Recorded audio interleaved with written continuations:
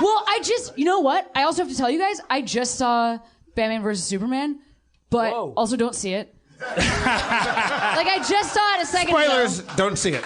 But I went to see it with a group of friends, and then the theater was very full, you know, because it's the opening weekend or whatever, and Wonder Woman. Yeah. She's in this movie for like 2.5 minutes, but, I mean... How do we snarf? We go see Wonder Woman. I'm serious. I mean, and this is, I'm just going to go ahead and spoil this. Like, you do see her go, like, when she appears, she's like, I stood up, and it was at the ArcLight, so that was a real problem. There she is, you know, and then everyone was like... Does she look like sexy Linda Carter, like 70s, 80s, Wonder Woman, or she looks like I'm asking, like, does she have high-waisted boy shorts on? Because that's no, my she's kind got of thing. like a cool superhero outfit on. It is definitely very short. There's a part where she falls down, and then but not. It's because she's fighting so much. She doesn't fall down like for bad. She kind of slides. She kind of slides under like a mechanic, you know, like it's. She slides under the glass ceiling. She slides under the glass ceiling. Which is there for her safety. I know. No, it is. Contrary to all this chatter I'm seeing on the internet, it's for safety. It's like a sneeze guard, the glass ceiling. But going up. Yeah, it's there for protection. Right. It's this whole movie is about dudes being so sad that they're superheroes. It's like two dudes that are like, I'm like, this is actually where this is the point we've gotten to with dude focused movies, where now there's just movies where dudes are like, I don't want any of this. You're saying the fan response, you mean? I don't want that. No, like the guys on screen. Oh, the guys on screen are doing You know them. Their names are Batman and Superman. Yeah. And the whole time they're like, I don't want to do it. That's what it looks like in the trailer, that they're like, no. You hear Batman's voice and he's going, why is he so super? That's a bad idea. And then Superman's like, it's because I gotta be super. I didn't have a choice. And also, P.S. Ben Affleck and, is it Henry Cavill? Is that his name? They are so giant in this movie. Like, this way, it feels like they stretched the screen. And then they're huge this way. And then they were like, what will look normal on a man who is each individual pec is as wide as he is tall. and then somebody was like, oh, for Batman? Well, when he's not wearing the suit, put him in tweed. And tweed is like such a bulky fabric that Ben Affleck is like trying to walk, but he's just catching on fire. Like he can't. And so he's just he can't really move, and then they're so huge. They're so huge, and then Wonder Woman the whole movie is she's like trying to figure out if she's going to be Wonder Woman. I saw and then she's like did you see the trailer before you saw the movie? I did. Because I went to see Deadpool, and I saw they played will you put a sock in it? Yup. The last time this movie came up, a guy got punched in Miami. But I went to see Deadpool with my girlfriend, and they played the trailer before. And I heard all this crazy shit. It was like no one's anticipating Batman with versus Superman or whatever it's called with well regard, if that's a phrase. Maybe I'm drunk, maybe I'm dying. But I saw the trailer and I was like, oh. This doesn't look that bad, and I was bummed out, and I want to confess why. Because I don't like Ben Affleck, and I never have, and I've never wanted to see him win. Yes. But now I feel twice as bad because now he's down. Have you seen the sad Affleck? Yes. Meme? Yes. I know, now I don't even get to hate him with pleasure because now everyone hates him. I'm like, God damn it, that was my idea. Well, I've always found I liked him when he was like when he was the snot-nosed like douchebag in movies. When he was like, for instance, in Dazed and Confused, mwah. He's Ben, great that's in that it, movie. though. Yeah, That was the end of it. Yes, right. And then it ended. In Dazed and and he Confused, was just a douchebag. Well, because like Argo is such an insulting movie, I think, to American audiences and also just to the world because I don't know if you guys remember when that movie came out, but the end of that movie is that a plane is rolling down the runway, and Ben Affleck is like, "Get in the car!" and they chase the plane in a car. And I remember seeing, because it's based on a true story, and I remember seeing it, and I was like, "Well, this part didn't happen." And then I went home and I looked it up, and it did not. Like, there's no car chase of a plane. I also don't even believe that the scene where they must have built the movie around, where they explain the storyboards to security, I don't believe that happened either. Because it's like, oh, is this Shakespeare in Love? Like, what is this? like to what extent do they fucking care? It's just like when you strip those things out that make the story interesting, it's like, well, come on. Well, I feel like especially when you're dealing with life and death things, and then you just make it a movie that's like, "Oh, go fuck yourself." We made up a phrase that doesn't mean anything, and it's the title of the movie. Like, that to me, it was so insulting, and I've never recovered. I feel like I'm kicking a guy while he's down, but I also feel like I kept my... Ben Affleck is the only person I've ever seen on screen be frustrated by a mentally challenged person. In what? In How's Your News? Have you ever seen that? Like there's a person mentally challenged interviewing him, and he's in the... I guess he's well intended because he's like working at some kind of Democratic fundraiser, and I think in his head he's like, why is this person asking me questions about the Daredevil movie? And he's like, you can see him, unlike every rodeo clown and banker and jailer and homeless person that they interview in that movie, everyone else goes like, you can see them cross the threshold of like, oh, you're different from me neurologically, and they adjust, and it's a very uplifting documentary that rides the line between exploitation and fucking like the opposite of it, because it's made by caretakers of blah blah blah. But like I always, ever since I saw that movie, I was like, you're fucking mad at a retarded guy for being retarded. That's crazy. That's so crazy how mad you are at him. That's it. Well, and I've always wanted to see him fail. I think that's a great, when I was... And I'm sure this is... I'm sorry, the sad Batman, Ben Affleck, if you're listening... He's not listening. I think what if he is? There's no way that Ben Affleck... What if this is the one... He stopped listening during our airplane improv. He's already ducked out if he was listening. What if this podcast is the one thing he was coming to? I know, that would be This is hard. not the thing. Do you know, I'm sure there's some people here that... Do you know when I was a kid, there was an enrichment program that people did in grade school, and it was called The Voyage of the Mimi, and it was... Mimi? This is great. It was called The Voyage of the Mimi, and you had to stay after school, and you could watch videos about, like, I think they were shipwrecked children who had to problem solve, and Ben Affleck was in this series, and he's like 11 years old. Yes! So you had to like pass a test and be like a brain, like a sad brainy kid, and then you could stay after school and you could watch Voyage of the Mimi, and they solved problems. Like they solved problems like, we don't have any water, let's put a tarp out, and then the water will collect on the tarp and it will go into a glass. You're describing the Illuminati. Yes. Cameron, did that build in a love of Affleck for you, or like are you predisposed to like Ben Affleck because of that? No, I don't. I mean, I think I'm probably not, but I just mean because when you were just saying that, like. But you Dazed and Confused is this kind of young heyday for him. I was like, this guy's a geezer, because I had been. When he came on the scene, though, you're like, I know this guy since I was a little girl. Yeah, we came up together, I said. It's me, him, and Matt Damon. Because Dan and Rob and I met him on what's the Matt Damon movie? We met Ben Affleck? No. Where I first know him is what's that movie? Good Will Hunting. That's where he comes on the scene for me. Movie. Well, you've been sleeping, because that shit was around for a while.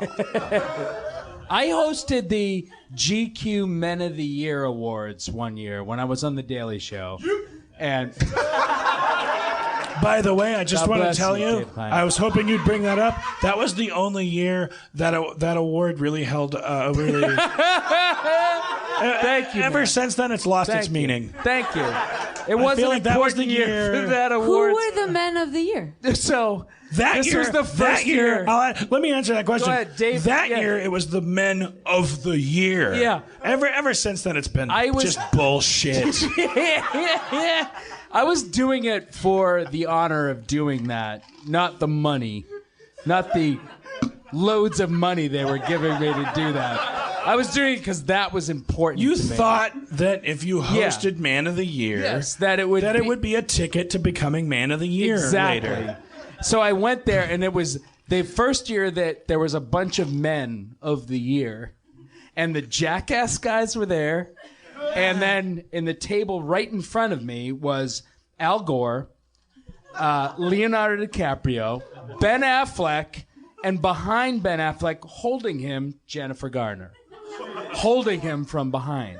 Well, please don't tell me anything negative about Jennifer Garner. No, she was great. She comes out the Oh, hero my in this God. story. She's the hero in this story. She looks so good in Oh, wigs. she's the best.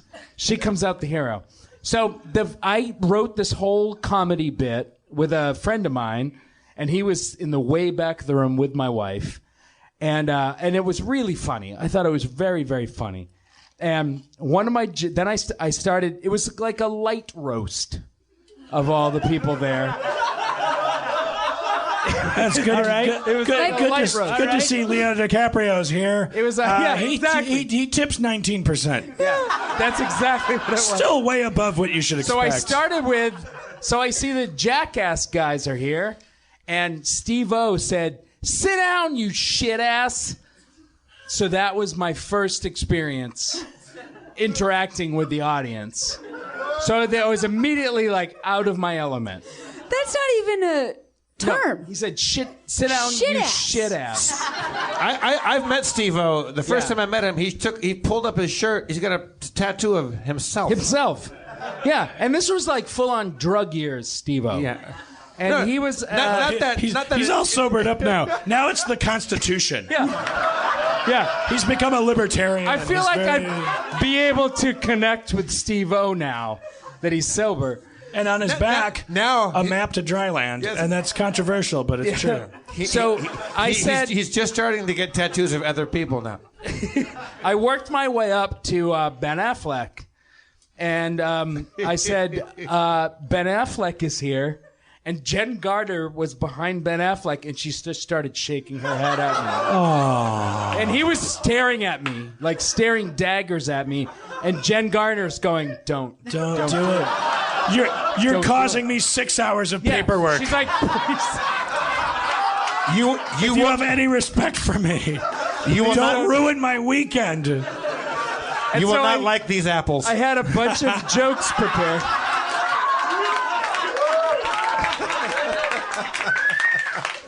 This guy is an emotional China syndrome. Don't do it for him, do it for me. So I said, Ben Affleck is here. Ben Affleck and I, the whole front row is in the fetal position. Ben Affleck is here. Ben and I have a lot in common. We're both from Boston. Ben, we both drive Maseratis except for me. That I thought was a really good joke. Yeah. That's fine. And I said, this was a terrible joke. I said, and when something like in the moment of climax, we have both called out J-Lo's name. Something like that. Just like a general And proximity. Jen Garner's head, she's like whipping herself, She's like, I was protecting him. What the fuck? giving herself whiplash, saying no. And then they excused me from the stage. Wait, And Al Gore got up and he said, this is just like Jimmy Carrane's story. What the fuck happened right then and there? Oh. What do you mean they excused you from the stage? No, this is and we what never happened. got a straight answer from This is what fucking- happened. Will Ferrell was there, and he's the only one laughing at every one of my jokes. He's the only one laughing at full volume. And I didn't. I've since. I don't know whether he was laughing because he thought it was funny, or he laughing because he felt bad for me. And then I left the stage, and Al Gore got up, and Al Gore said, "Well, we've all suffered Rob Corddry's barbs." What? No, Rob Corduroy. He called me Rob Corduroy. Rob Corduroy's barbs. And that's when I yelled, I whispered to my wife in the back of the room, I said, "Start the car. Start the car." And then I got back up and I thanked everybody for being there. And Steve-O yelled at me again. And then I walked off the stage and got right into walked right into my car and went home. I'm sorry, Rob. Is it because he's so sacred? Like, what's the point? Is Ben Affleck? Yeah. Yeah, I guess that's the point. You're not allowed to make fun of Ben Affleck. No. I think I made some Leonardo DiCaprio jokes, and there was nobody behind Leo going, no. No, it was Jennifer Garner was holding him from behind. Poor Jen Garner. She was like, I know my boyfriend, husband, whatever he was to her, my ward. I know what's coming, and I know I've dealt with this. I was at a cerebral palsy benefit, and someone made a joke that he didn't understand, and it's been 3 days of fucking bringing him toasted cheese sandwiches and telling him it'll be better. He should Don't stop going fucking to roast this guy if you care about Jennifer Garner's week. That's what was happening, and then his joke accidentally was like, also, it was like on her, and she was like, I don't believe it. I really think in general, roasting, worst job of for people you don't have a relationship with. No. Why? And who hate they me do from this? the start.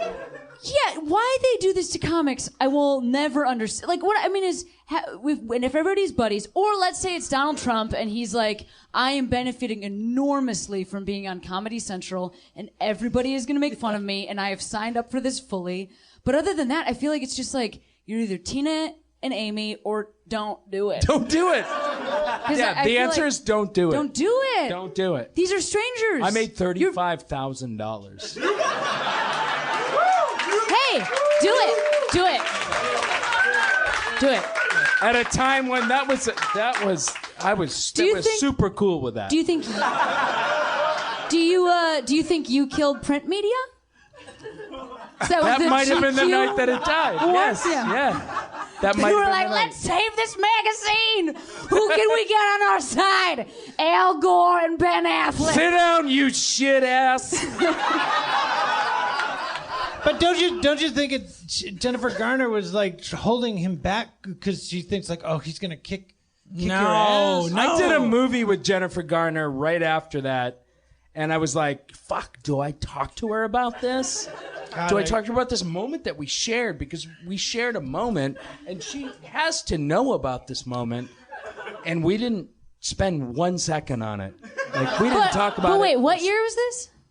Oh, 5, 6 I don't years mean ago. to. I do not. The mean movie to, was Butter. It was called Butter. Oh yeah.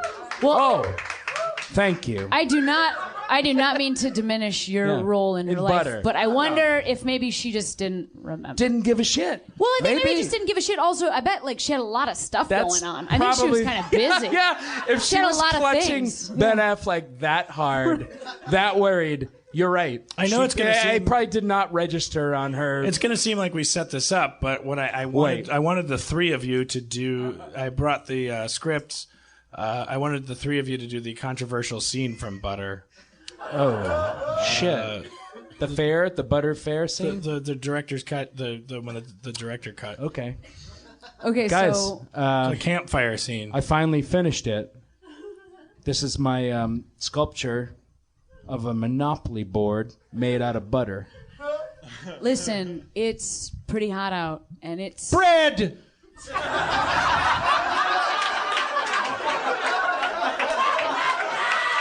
time to get some bread in here. I was going to say. Then bread fell from the sky. Yeah. And this You is where set this whole thing up. That's thunder.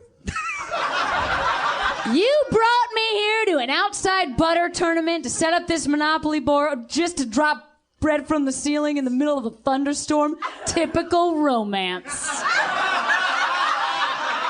I don't know why they cut the scene. That seems like a great scene. Yeah. They cut that for time or what? I guess it was like the World Trade Center was in the background. Yeah, it happened for no reason. This movie came out around 9/11.